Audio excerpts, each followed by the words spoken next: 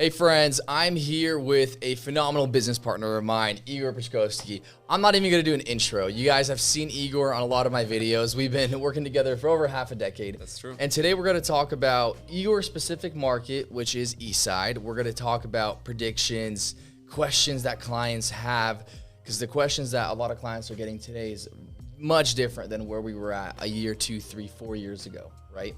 Now, when I say Eastside market, I don't want to say what does that mean to you, right? Because we know what Eastside is, but in general, what's your market? What cities do you work in? Talk to us a little bit about you and your market. Yeah, you know, when I think of Eastside, I think of Bellevue, right? You have to start with the core, and then we, dig out different neighborhoods where exactly you're in Bellevue. But Eastside, Bellevue, and surrounding cities: Redmond, Sammamish, Issaquah, Newcastle, Kirkland, obviously, Woodinville, and as closer to the core. That's what the East Side is for me. Okay, so that's where you work primarily. That's your market, but you help clients all over Washington State, all over King County specifically, right? Yeah, a lot of our clients are our age. I'm 30, 35, so mid 40. Mid 30s. Yeah, mid 30, yeah. 25, mid 30. And it's funny because 4 years ago, I didn't know what Maple Valley was or where it was, but the prices just got so expensive that people been moving elsewhere, like Renton, Maple Valley, and so on. Maple Valley is a great community. So you help all over. Market conditions, of course, this year is not like we've ever seen actually in a long time, even over the course of 5 years, right? When it comes to the actual market, talk to us a little bit about the Eastside market today. The thing is, if you follow my YouTube, I give 20, 30-minute presentations where the market is exactly. But I like to simplify everything. People forgot what the normal market looks like. Yeah. Like, selling the house in 3 days is nothing. It's abnormal. That's not normal. It's not normal at all. So we're going back to a normal market. There are two things that are hitting the market right now, which obviously there is affordability. Yeah. But affordability is relatively easy to address. It's just math, right? If someone could afford $5,000 a month at 3% interest rate, it's one price. At 7.5%, it's another price. So that's right. relatively easy. But the other part is uncertainty. The uncertainty is the piece that we talked a lot through with clients. And there are some things that rates just simply not going to change. There is no land supply, there are no plumbers, electricians, and so on. So we will have this correction, which we already have. And I believe we'll get through this. Yeah. So what's your prediction? Let's say over the course of, I don't want to say 3 months. That's almost too soon because we know our business is cyclical and seasonal, right? Yeah. The real estate mortgage, the entire real estate market, which is over $1 trillion plus market in America. It's a seasonal business and it's a cyclical. The season that we're in right now, of course, things slow down. We got holiday, we got parties, we have events, Christmas, all that good stuff, snow, colder weather. So people tend to, of course, stay at home.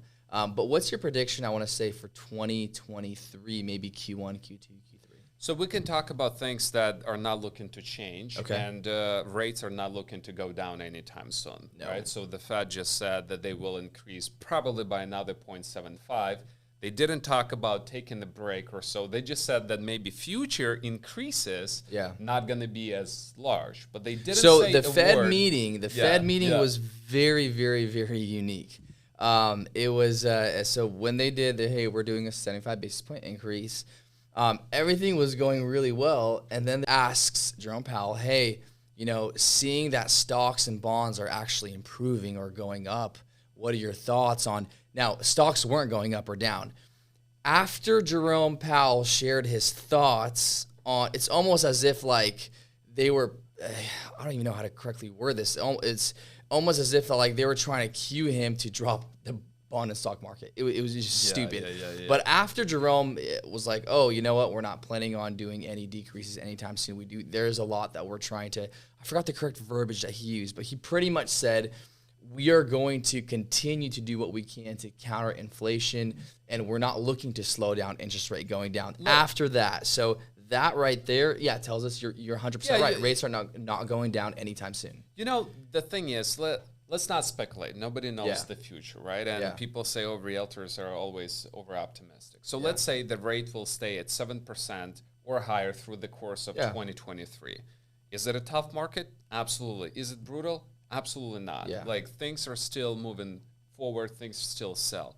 What buyers and sellers, like what people usually don't understand about the market, and when they ask me prediction 2023, I say it will be slow.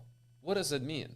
It means very simple things. There will be fewer sellers, there will be fewer buyers. Yeah. The count of transactions is down by 30%. It will stay that way, might even go a little bit higher, right? So the buyers don't understand the thing that most of the sellers, they don't have to sell. They don't have to. Over the last 10 years, they have a lot of equity in their homes. They have very little mortgages, even if they have a mortgage. I know quite a few that don't. Yeah. But if they have a mortgage, they refinance over the last 2 years, so they have a very low interest rate. They have no need to sell, most of the people. So to throw on that, Fannie Mae and Freddie Mac, the secondary largest mortgage, consumers on the market, billions of dollars in loans. They came out with a stat, and they said that the average homeowner, 80% of homeowners in America have a 4.5 or less interest rate as of today. Of course, right? That makes sense. But rates are, just like you said, rates are higher. And I'll tell you right now, as a mortgage broker, mortgage lender, rates are up. We're 8.75 plus, right? 7% plus. So with rates being higher, of course, the cost of borrowing money becomes more expensive. So with that being said, like, the sellers, the ones that don't have to sell, they're not going to sell, right? So they see, why would you sell a house if the interest rate for the buyer is 10%, which reduces your price? If they can hold on to it, either stay in there or rent it, or like rented by room, whatever, they will hold on until the market gets better. Same with buyers. If they see, well, I can't afford it because it's 8%, or the uncertainty piece, let's just see for times to improve, then I'll go buy. The whole industry will be just slower, right? So fewer buyers, fewer sellers, 2023. That's my prediction. That's your prediction. I think that's what we will see. Correct. Okay, so I have one last question for you. Now, this is off the cuff, right? When it comes to today's buyers, correct? Okay, and because we have multiple clients together as of even today. And you're submitting offers on behalf of your client. Correct. As of right now, what's the most important thing for buyers to understand as we're getting those offers submitted? Either from like a contract standpoint, a mindset standpoint, what's the most important thing for them to know? I'll answer that. One more thought on the previous topic. So why they don't have to sell, I monitor market on a daily basis. I see canceled listings every day. Canceled list. So we're not what does that mean for people that don't know what canceled listings means? So we have about 2 months of inventory. Okay. At a peak of a market when inventory was nothing, we had like 0.3. Okay. Right? Meaning that 2 months means that there is inventory enough for 2 months to be on the market. If there are no new listings come out, everything sells off into market at 2 months. It's still seller's market. So there is this idea that it will go to 5-6 months of inventory, and I don't think it will be a case because, as I said, when they don't get their number, they cancel the listing. You take it off the market, say, I'll sell it. Which means I had a house that I want to sell, and I'm listing it with the realtor, and I'm like, hey, I don't want to sell my home Maybe they anymore. had a few price reductions, and it didn't work out. They just took it off the market. And I see about 10 houses getting canceled every day. That's a big number. The inventory definitely grew, but it's not going to be just like 5-6 months. That's my last prediction. Okay. Back to your question. The truth is very simple, you guys. You have to remember, you're buying a house. It's not an investment, all right? I said it. Yeah. You might disagree. It's a liability from an accounting standpoint. It's a house. Over time, houses appreciate, and I believe that they will continue to appreciate at more modest pace because, as I said, fundamentals do not change. There is no new land. There is no new inventories coming up, right? But the truth is this. Focus on the house. You're buying a house. As long as you like it, as long as it works for you, as long as the space works for you, right? And you found a really good home. And by the way, you can get deals, good deals today. And you can afford it. Yeah. That's it.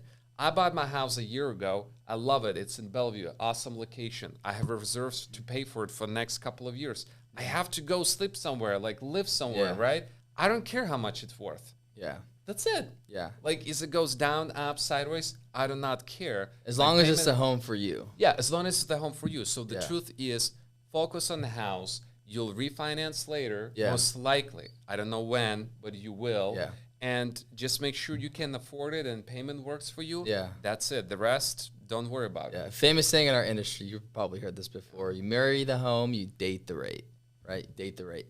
And you will refinance. Rates are up, but I could guarantee you 100% you will refinance your mortgage. We've seen rates up. We've seen them go way down. We've seen the Federal Reserve do some crazy stuff. We've seen economy shifts. Rates go up and they go down. Yeah, and Sam, you have no control of the market. And all this talk, I'll buy when it crashes. Like, guys, give me a break. I always ask people, 2020 March stock market crash. Did you buy? You didn't buy anything, right? So, and you got to know that when market crashes really badly, there is no financing too. 2020, think about it. Do you remember? Jumbo loans went away. FHA, gone. So guidelines change. The crazy thing is when the market shifts and crashes, the big banks, credit unions, we don't do this because we service our loans, but the big banks, the credit unions, majority of big investors are going to say, you want a house, Igor? 20% down. Or even more. Which you don't need 20% down to buy a home. But that's like the basic guideline. Yeah. You want to go conventional financing, you need a phenomenal credit score. You want to go jumbo, we want to see a ton of reserves, trade lines, so many different variables that some of them are still implemented today, but a lot of them were just absurd in 2020. Why? Because any home that you buy, you're getting a mortgage, people are losing jobs based off of what you see on the news. Companies are either doing acquisition deals or going bankrupt. You start thinking, okay, well, after all this from an investor standpoint, okay, well, a home is now a huge liability. Huge. Because what if you lose your job? Yeah, I have a 2-year work history, but what if you are going to lose your job next month? We don't know. So that's why guidelines got so tight in 2020. I'm talking about 2020. Correct. So we definitely were due for a good correction. I mean, like the way that market blew up, 100%. like I'm quite happy with that. But we're coming back to normal market, and you have to remember this one thing: you're not gonna time it ever. Okay, it's not gonna work out. Like if sellers would knew that it would all sell in March, right? So just think about it. So timing the market not gonna work.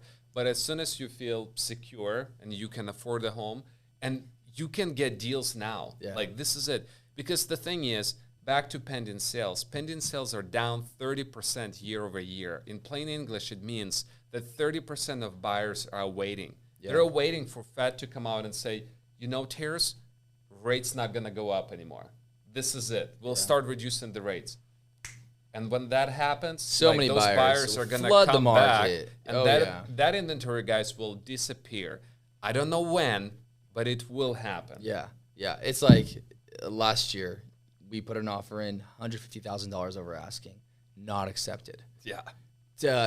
Similar home, $50K under asking or asking the seller credit for 6% credit while doing a $20,000 reduction in price while adding inspection contingencies and stuff like that. You know. Yeah. So you can get a deal today and then just Absolutely. refinance later. And that's the thing. Yeah. Another, prediction. I don't expect rates to be at 3 anytime. If we get to 5% interest rates, that's a normal rate. Yeah. If we have 5.5, 4.5, I'm happy. So we will see maybe 2, 3 offers on home, like regular normal appreciation, 5, 6, 7, 8% year over year, not 25, not 35.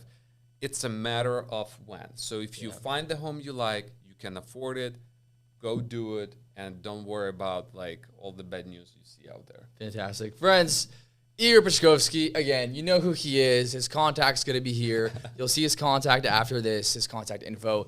Pumped, excited to be doing a lot of business moves with Igor. And at the same time, if you're looking for a home on the east side, you're looking for a home, you want a second opinion on a home, you're looking to list your home, reach out to Igor. He's going to be a phenomenal contact, and almost everyone knows who you are on the east side from a realtor standpoint. So I'll tell you this, phenomenal contact to have when it comes to anything real estate related. Thank you, friends. Thank you very much. See ya.